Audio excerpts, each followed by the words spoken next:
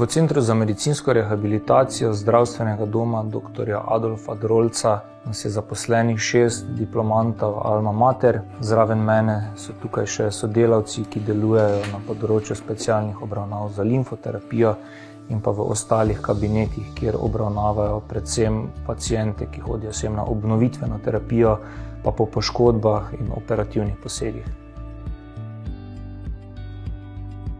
Moje delovno mesto je v osnovi enako kot delovno mesto vseh ostalih fizioterapevtov v Centru za medicinsko rehabilitacijo.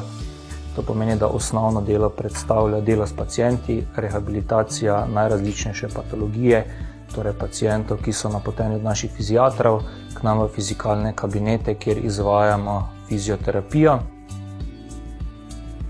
Kot kolektiv pa lahko rečem, da smo se zelo dobro ujeli, da imamo vizijo razvoja in si želimo, da bomo naredili nekaj, s čimer bomo še dodatno izboljšali fizioterapevtsko obravnavo in naše zdravstvene storitve za paciente, zaradi katerih smo tudi tukaj.